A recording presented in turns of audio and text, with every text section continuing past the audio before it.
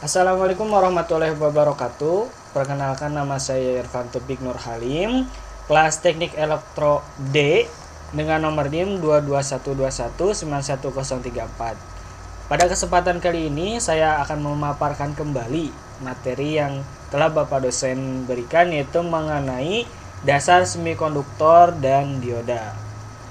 Oke, langsung saja. Apa sih semikonduktor itu?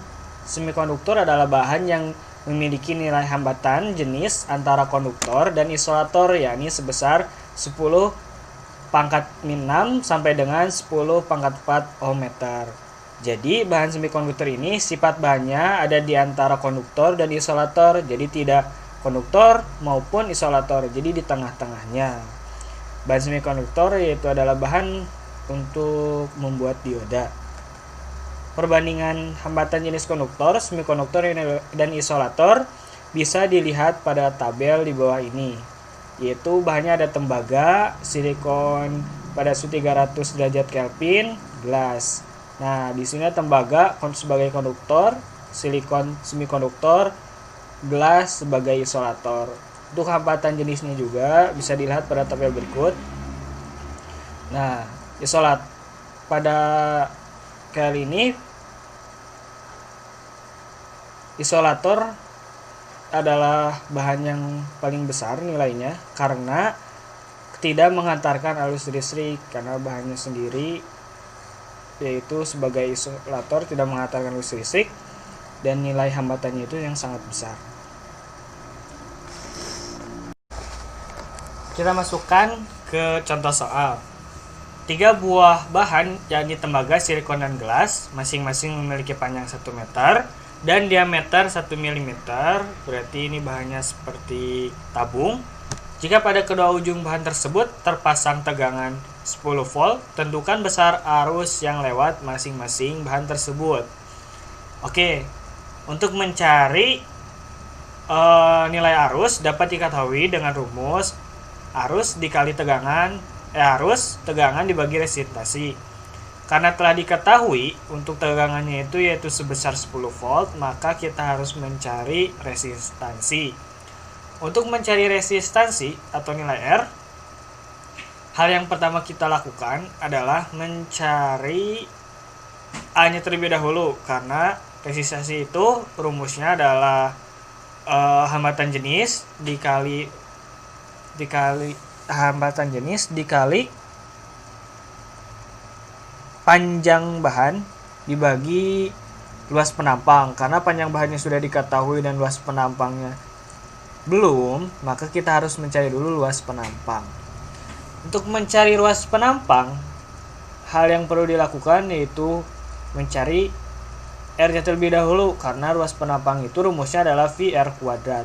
Nah, untuk mencari R-nya yaitu dengan cara diameter dibagi 2, karena diameternya telah diketahui pada soal, yaitu sebesar 1 mm dibagi 2. Maka hal yang perlu dilakukan terlebih dahulu yaitu mencari jari-jari, terus mencari luas penampang, dan terakhir bisa mengetahui nilai resistansi, maka dapat diketahui nilai arusnya. Hasil dari pengukuran tadi dapat diketahui, yaitu ini hasilnya. Bahan yang arusnya terbesar yaitu tembaga, kedua ada silikon dan gelas. Perhatikan arus yang mengalir pada bahan tersebut dari yang terbesar adalah pada konduktor tembaga, ya, kemudian semikonduktor, silikon, dan isolator gelas. Jadi untuk konduktor itu kan dapat mengantarkan arus listrik, maka nilainya juga besar. Dimasukkan ke tegangan sebesar 10 volt seperti yang soal pada tadi. Bahan-bahan semikonduktor. Bahan semikonduktor terdiri dari 3. Yang pertama ada trivalen, yaitu logam yang memiliki atom-atom dengan jumlah elektron terluar 3 buah seperti boron, gallium, dan indium. Kemudian ada tetravalen, yaitu logam-logam yang memiliki atom-atom dengan jumlah elektron terluar 4 buah seperti silikon dan germanium.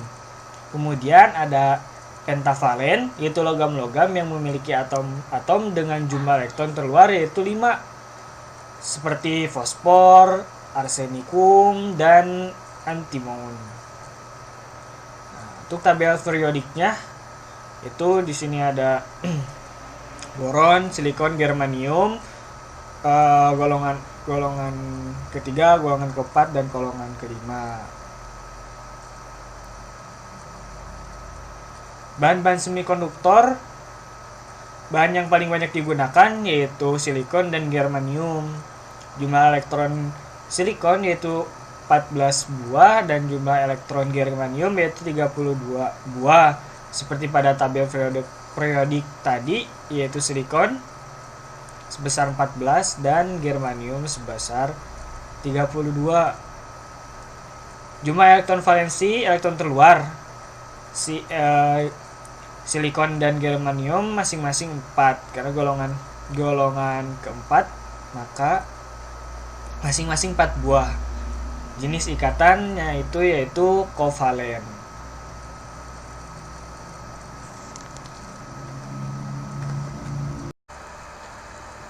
Bahan semikonduktor secara sifatnya ada 2 macam.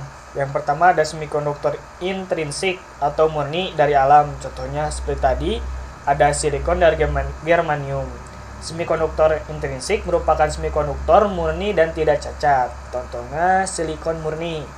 Di sini ada visualisasi 2 dimensinya, ikatan kovalen. Seperti tadi elektron terluarnya itu ada 4 dan di sini ada visualisasi 3 dimensi.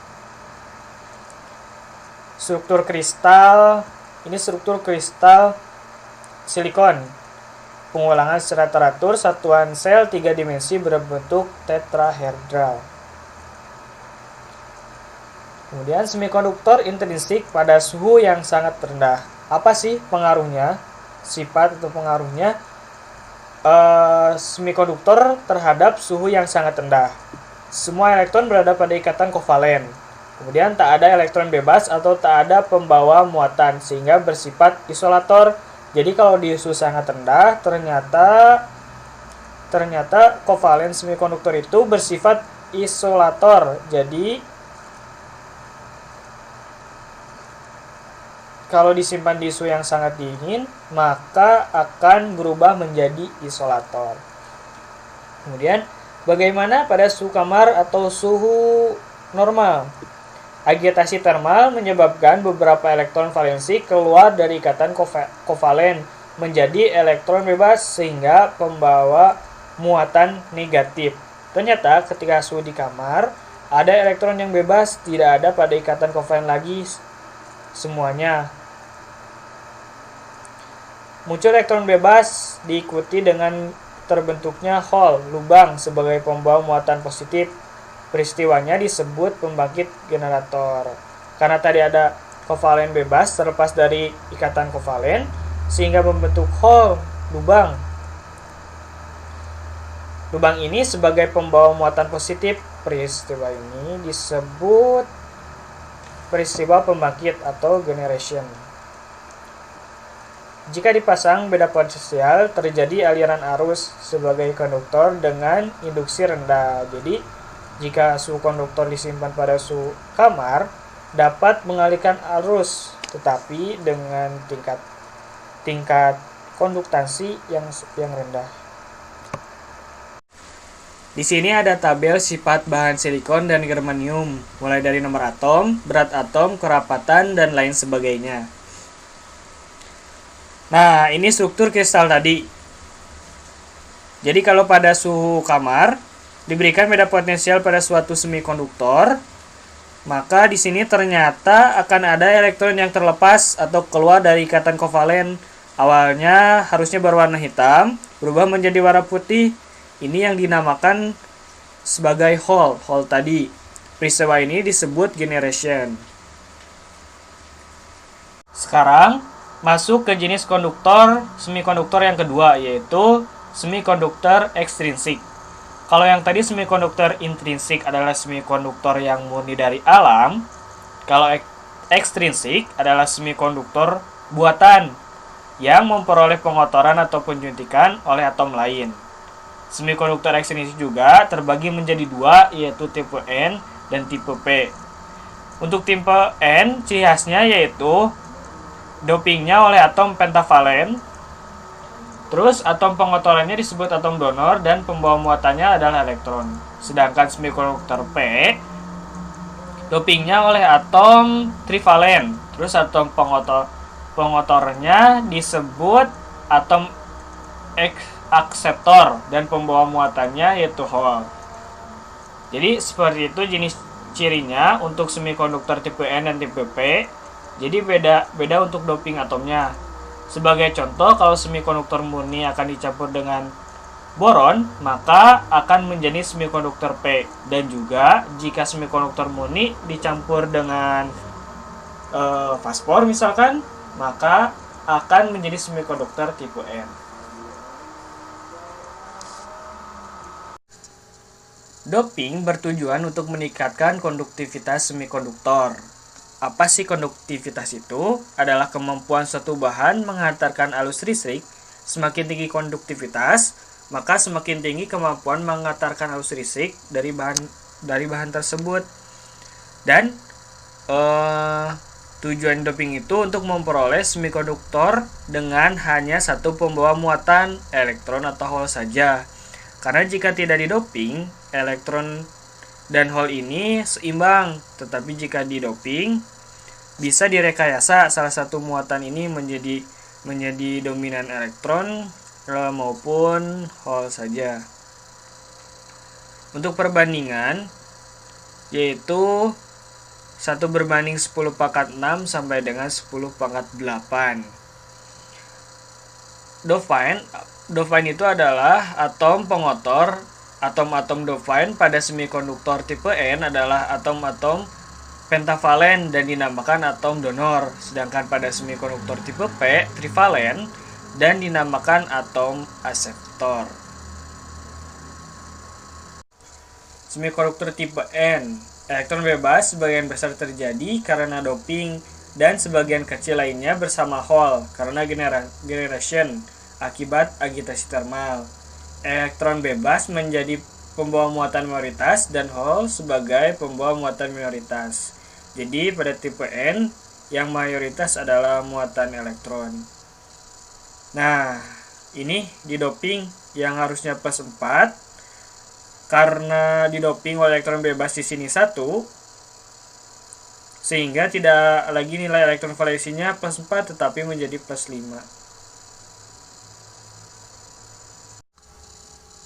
Nah, jadi pada semikonduktor tipe P yang mayoritasnya adalah muatan hole. Hole sebagian besar terjadi karena doping dan sebagian kecil lainnya bersama elektron bebas karena generation akibat agitasi termal. Hole menjadi pembawa muatan mayoritas dan elektron bebas sebagai pembawa muatan minoritas. Jadi kalau tipe P kebalikannya dari tipe N. Nah, ikatan kovalennya yang harusnya plus 4 di sini menjadi plus 3 karena muatannya prioritasnya adalah hole.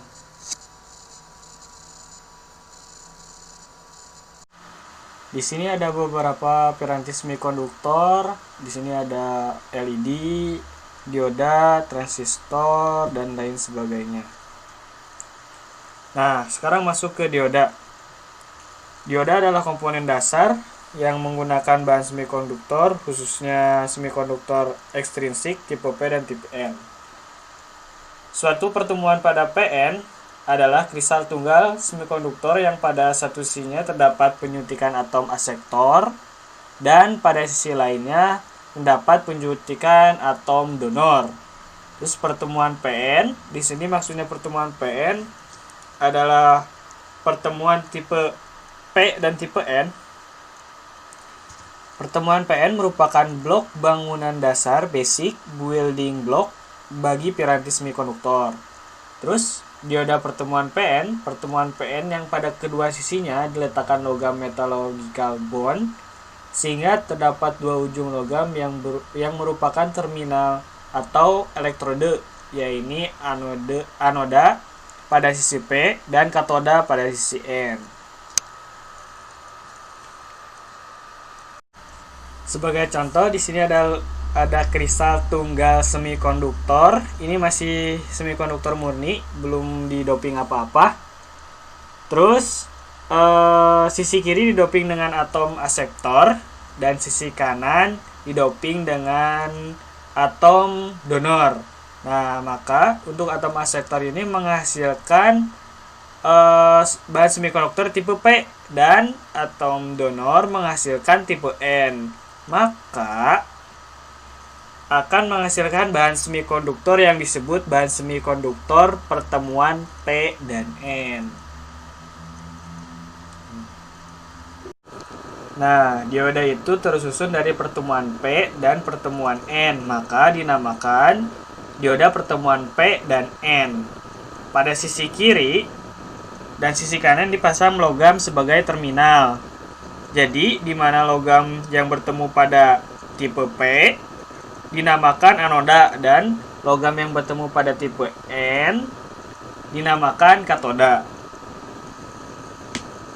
Nah, ini hasilnya. Anoda sebelah kiri dan katoda sebelah kanan. Terus ciri khasnya juga pasti ada garis di sebelah sininya. Identik, yang anoda itu lebih besar dibandingkan pada katoda. Nah, ini untuk simbolnya. Simbol dioda.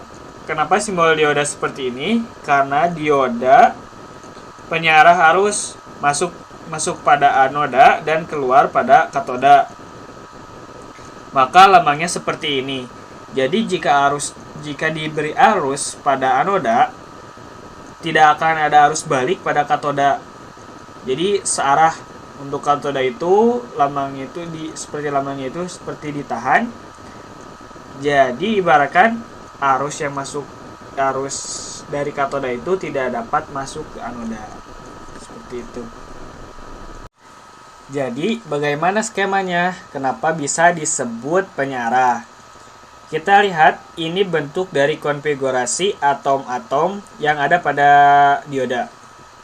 Sebelah kiri ada jenis tipe P dan sebelah kanan ada tipe N.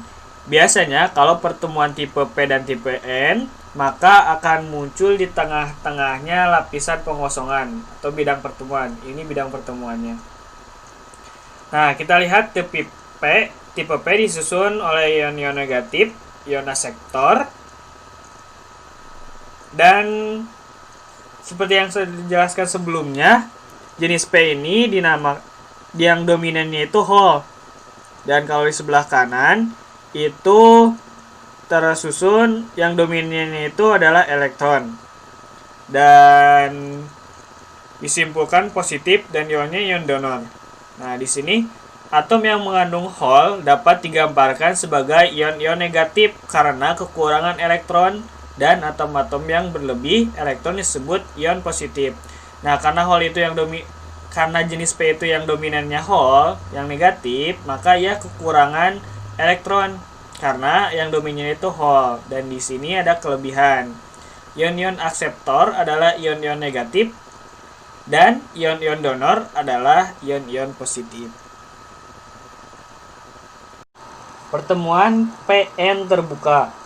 Saat P dan N dipertemukan, terjadi difusi elektron ke arah P dan hole ke arah N, menimbulkan arus difusi ke kanan. Jadi kalau kita pertemukan tipe P dan tipe N, terjadi difusi. Jadi difusi itu menyebabkan hole ke arah N dan elektron ke arah P. Jadi saling berlawanan arah elektronnya dengan hole jadi saling berlawanan antara arah elektron dengan arah hole. Jadi pada intinya, karena arus listrik dan arus elektron arahnya akan berlawanan, maka arus difusi ke kanan. Terjadi rekombinasi atau penggabungan di sekitar bidang pertemuan sehingga elektron dan hole lenyap. Jadi di sini terjadi pertemuan antara hole dan elektron sehingga disebut rekombinasi atau penggabungan. Karena hole dan elektron saling mengisi, maka di sini kosong tengah-tengahnya. Kita bilang pertemuan, tak terdapat pembawa muatan disebut daerah pengosongan.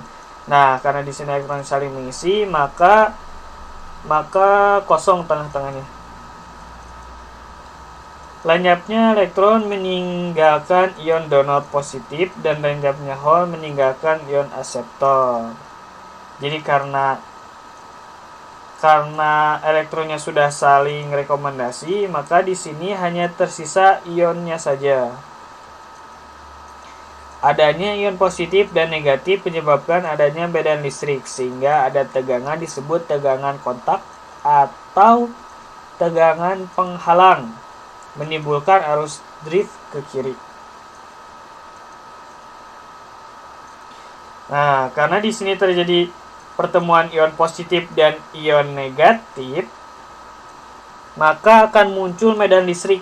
Medan listrik ini akan menimbulkan tegangan potensial namanya dan menghasilkan arus drift ke kiri.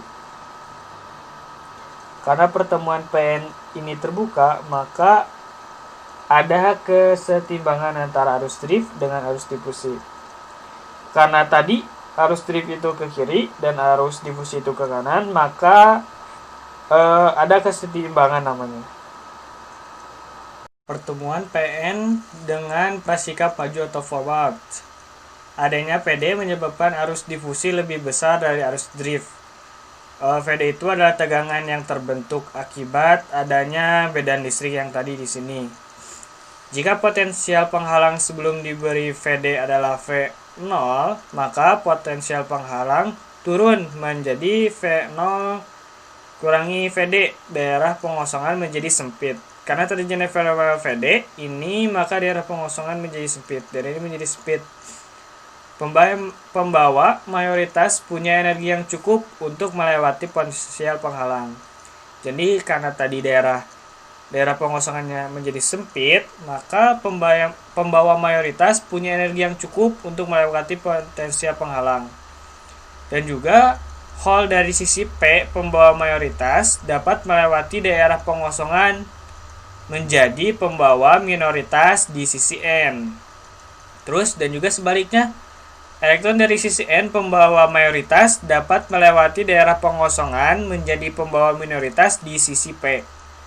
Terus jumlah arus dari elektron dan hole merupakan arus total yang melewati dioda. Nah, jadi untuk menghitungkan total itu, jadi dari elektron dan hole, jumlah arus dari elektron dan hole merupakan arus total yang melewati dioda. Nah, ini pertemuan PN dengan prasikap mundurnya. Di sini arusnya itu dimasukkan ke katoda.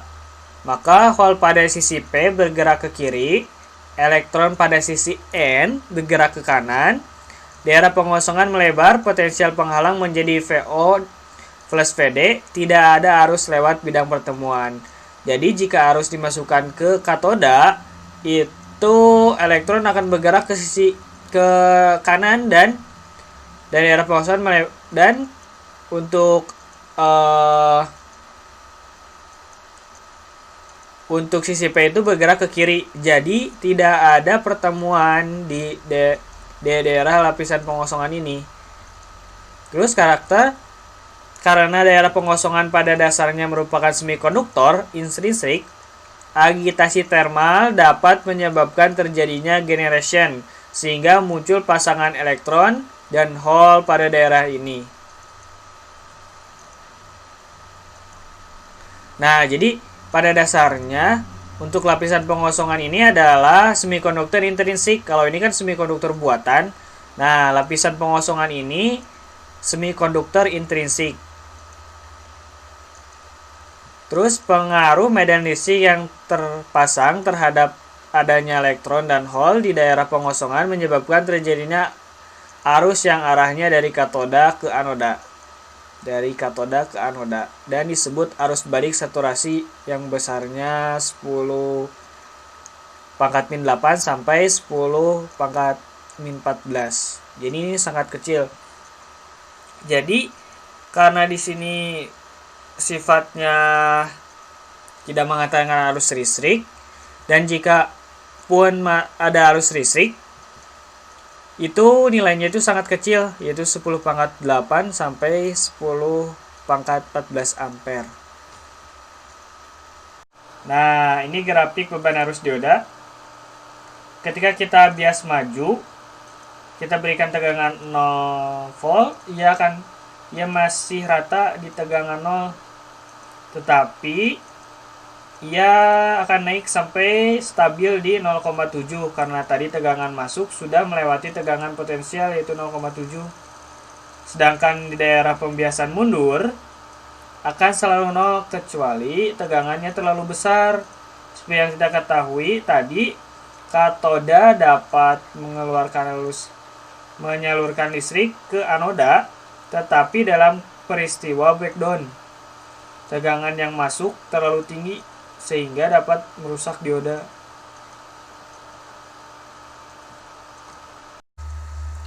Di sini ada simbol dari dioda. Ada dua simbol, yaitu yang kotak dan ada yang segitiga.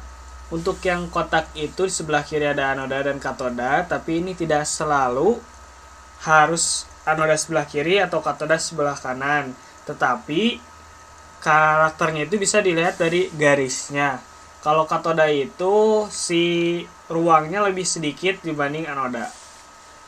Terus ada juga simbol yang segitiga. Simbol segitiga itu yang untuk segitiganya ada anoda, dan untuk seperti T ini adalah katoda. Jadi ini juga menyimbolkan bahwa arus itu masuk dari anoda ke katoda dan tidak dapat berbalik dari katoda ke anoda. Di sini ada jenis-jenis dioda. Ada Jackson dioda yang sering digunakan, ada Zener dioda, ada tunnel dioda, terus di sini juga ada LED dan lain sebagainya. Banyak untuk jenis-jenis dioda itu. Dioda dan kegunaannya.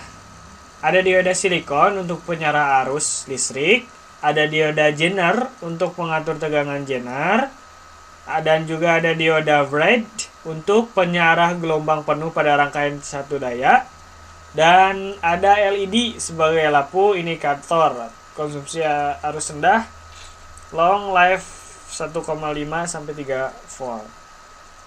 Di LED itu kecil untuk konsumsi dayanya itu. Di sini ada rangkaian dioda dengan menggunakan hukum tegangan Kirchhoff, maka diperoleh persamaan V sama dengan tegangan input dikurangi arus RL, dengan RL adalah tahanan beban. Karena dua variabel yang belum diketahui yaitu voltase dan arus, diperlukan satu petunjuk lagi, yaitu karakteristik dioda.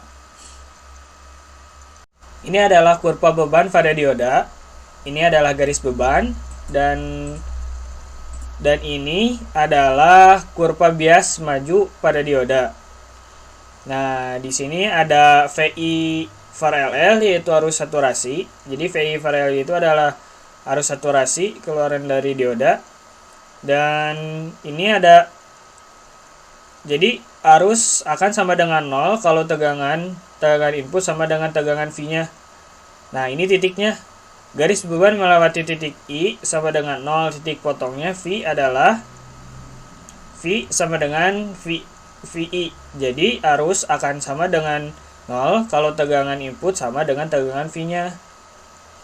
Terus, nah, P ini titik di mana dioda berfungsi sebagai penyarah, yaitu VI negatif I dikali RL. Di sini ada gambar kurva karakteristik dinamis. Nah, hubungan arus terhadap tegangan masukan VI bervariasi disebut karakteristik dinamis. lereng garis beban adalah tetap karena resistansi beban RL tetap. Nah, di sini ada VI per LL, terus yang keduanya ada VI aksen per LL. Nah, kemungkinan garisnya juga jadi bervariasi dan awalnya di titik ini, kemudian V aksen itu di titik ini. Nah, karena bervariasi ini, maka disebut karakteristik dinamis. Model dioda. Nah, jadi kan kalau dioda itu yang dianalisisnya adalah berapa arus diodanya. Karena tadi seperti yang dibahas, bahwa arus input yang masuk ke dioda ketika keluar bukan lagi arus yang masuk, tetapi yang keluar adalah arus diodanya. Jadi arus yang dihasilkan diodanya. Jadi belum tentu nih, sebagai contoh, arus yang masuk 10 ampere belum tentu keluarannya 10 ampere juga, bisa mengalami perubahan. Jadi cara pemodelan matematisnya yang pertama menggunakan cara pendekatan pertama. Nah, pada keadaan bias maju, dioda dianggap sebagai saklar tertutup karena hambatan pada dioda dianggap bernilai 0. Nah, pada bias maju, bahwa dioda itu dianggap sebagai saklar on. Jadi jika arus yang masuk 10 ampere, maka keluarannya juga akan 10 ampere. Nah, itu yang dinamakan dengan ideal. Tetapi pada kenyataannya ideal itu selalu tidak ada. Bahwa sebenarnya dioda itu mempunyai hambatan. Jadi seperti yang dijelaskan tadi, bahwa masuknya 10 ampere belum tentu keluarnya juga 10 ampere, karena yang dibahas seperti tadi di tengah-tengahnya itu, nah di sini di sini ada hambatan dalam dioda itu.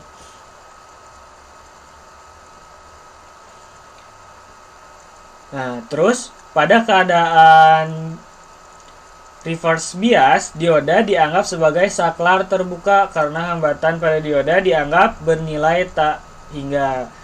Nah, pada keadaan ini dioda dianggap sebagai saklar terbuka, jadi dioda tidak menghantarkan arus. Jadi seperti tadi, bahwa tidak dapat berbalik di anoda ke katoda.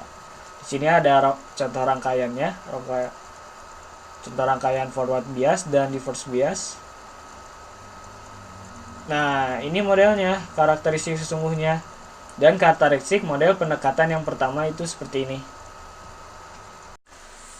Kemudian pendekatan kedua, pada keadaan forward bias atau bias maju, dioda dianggap sebagai sumber tegangan sebesar V gamma, harusnya ini V gamma untuk silikon sebesar 0,7 volt atau 0,6 volt, dan V gamma untuk germanium sebesar 0,2 volt atau 0,3 volt. Nah, seperti yang dijelaskan pada fenomena elektron dan hole, bahwa di bagian lapisan pengosongan akibat terjadinya rekombinasi antara elektron dan hole menyisakan ion positif dan negatif. Nah, ion positif dan negatif ini menimbulkan medan listrik yang disebut tegangan potensial.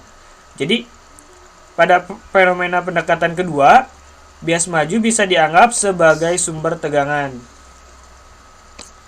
Terus pada keadaan reverse atau bias mundur, dioda dianggap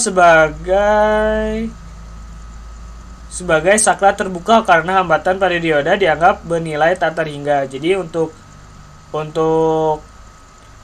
pada reverse bias ini sama seperti yang tadi, yang ideal, bahwa dianggap sebagai saklar terbuka, jadi tidak menghantarkan arus. Nah, untuk contoh rangkaiannya seperti ini, rangkaian bias maju, dan ini ada contoh rangkaian bias mundur. Untuk rangkaian bias maju, yang pertama awalnya berlambang dioda, kemudian berubah menjadi sumber tegangan lambangnya. Nah, untuk reverse bias atau bias mundur sama aja lambangnya seperti yang tadi. bahwa dioda dianggap sebagai saklar terbuka. Nah, ini untuk kurvanya dimulai dari 0 dan dia akan statis di tegangan potensial. Nah, ini untuk bias baliknya. Bias mundur. Kemudian pendekatan yang ketiga, pada keadaan forward bias atau bias maju, dioda dianggap sebagai sumber tegangan seperti yang tadi. Silikon sebesar 0,7 volt atau 0,6 volt, dan untuk germanium 0,2 volt atau 0,3 volt. Nah, kemudian yang membedakan ini pada pendekatan ketiga terpasang resistansi forward yang terpasang secara seri. Nah, untuk pendekatan ketiga ini paling sesuai dengan aslinya. Pada dioda itu terpasang sumber tegangan dan juga terpasang resistansi forward. Jadi ada tahanan juga untuk pada dioda itu. Seperti yang dilihat pada rangkaian ini, ada sumber tegangan dan juga ada resistansi forward. Nah, untuk kurvanya masih sama seperti yang tadi yang dibahas. Nah, untuk yang membedakan itu kemudian pada keadaan reverse bias, dioda dianggap sebagai resistansi reverse. Jadi pada pendekatan ketiga ini tidak lagi sebagai saklar terbuka, tetapi sebagai reverse untuk reverse biasnya itu. Oke, sekarang kita masuk ke contoh soal. Perhatikan rangkaian dioda di samping, gambarkan rangkaian pengganti atau rangkaian ekivalen, dan hitung besarnya tegangan dan arus dioda menggunakan pendekatan 1, pendekatan 2, dan pendekatan 3. Oke, sekarang kita lihat apakah ada perbedaan antara pendekatan 1, pendekatan 2, dan pendekatan 3. Oke, kita mulai dengan pendekatan ke-1. Di sini untuk pendekatan 1, karena tadi pendekatan 1 seperti saklar terbuka, di sini tidak ada tegangan potensial maupun resistansi forward. Oke, maka untuk tegangan VI-nya itu sama. VI-nya itu sebesar 10 volt, karena di sini akan sama antara VI dan VOUT-nya itu sebesar 10 volt. Maka rumusnya itu seperti rumus ohm, menghitung ohm, Vin per resistansi beban sama dengan 10 volt dibagi 100 ohm. Maka hasilnya untuk arusnya itu adalah 0,1 ampere. Nah, sekarang bagaimana hasilnya untuk tegangan keluarannya itu? Tegangan keluarannya itu dapat diketahui dengan rumus Vd sama dengan Vin dikurangi ID dikali RL. Nah, untuk Vin itu tadi 10 volt, dan untuk arusnya itu telah diketahui tadi 0,1 dikali resistansi beban yaitu 100 ohm, maka diketahui Vd-nya itu yaitu 0 volt. Nah, kemudian untuk pendekatan kedua. Untuk pendekatan kedua di sini ada tegangan potensial. Di sini seperti sebuah sumber tegangan, tetapi arahnya itu berlawanan. Kalau tegangan input ke sini, sedangkan tegangan diodanya ke sini. Jadi saling berlawanan sehingga saling mengurangi. Nah, untuk rumusnya masih sama seperti hukum Ohm, tetapi V-nya itu hasil pengurangan dari Vin dan V beda potensialnya yang tadi. Maka diketahui arusnya itu 10 volt dikurangi 0,6 volt sama dengan per 100 ohm. Nah, maka diketahui hasilnya itu 0,094 ampere. Nah, jadi untuk yang kedua itu, untuk voltnya itu diketahui dengan cara mengurangi tegangan input dengan tegangan potensial yang dihasilkan ini. Maka diketahui untuk arusnya adalah 0,094 ampere. Nah, untuk mencari VD-nya itu pada pendekatan kedua diketahui sama rumusnya itu Vin dikurangi ID dikali RL. Vin-nya setelah diketahui 10 volt. Terus ID-nya juga telah diketahui 0,094 ampere dikali resistansi beban sebanyak 100 volt, maka hasilnya itu 0,6 volt. Nah, dari sini juga sudah diketahui bahwa pendekatan 1 dan pendekatan 2 terjadi perbedaan. Untuk pendekatan 2 itu nilainya itu lebih kecil dibanding pendekatan pertama karena di sini ada beda potensialnya. Nah, untuk tegangan keluarannya pun berbeda. Untuk yang pendekatan kedua yaitu sebanyak 0,6 ampere. Kemudian bagaimana untuk pendekatan ketiga? Nah, untuk pendekatan ketiga di sini ada tegangan potensialnya juga, terus ada karena tadi yang seperti dijelaskan juga terhubung secara seri dengan resistansi forward. Nah, untuk resistansi forwardnya itu sebanyak 0,5 ohm. Kemudian, bagaimana cara menghitung arusnya itu dapat diketahui dengan persamaan ID sama dengan Vin dikurangi V beda tegangan potensialnya tadi seperti yang ini, dan untuk RL-nya itu ditambah karena bebannya ditambah dengan resistansi forward, maka resistansi beban ditambah resistansi forward, maka dapat diketahui untuk Vin itu 10 volt dikurangi 0,6 volt dan resistansi beban ditambah 2,5 yaitu resistansi forward, maka hasilnya untuk arusnya itu adalah 0,092 ampere. Nah, kemudian bagaimana cara menghitung VD-nya? Masih sama rumusnya. Telah diketahui Vn itu sebanyak 10 volt dikurangi arusnya sudah diketahui 0,092 ampere dan resistansi bebannya itu sebanyak 100 ohm, maka hasilnya adalah 0,8 volt. Nah, kesimpulannya bahwa untuk pendekatan 1 dan pendekatan 2 dan pendekatan 3, hasil yang terkecil itu terdapat di pendekatan 3. Karena di pendekatan 3 di sini ada resistansi forward yaitu beban tambahan. Beda dengan pendekatan pertama, di sini tidak ada apa-apa, maka untuk tahanannya itu sedikit.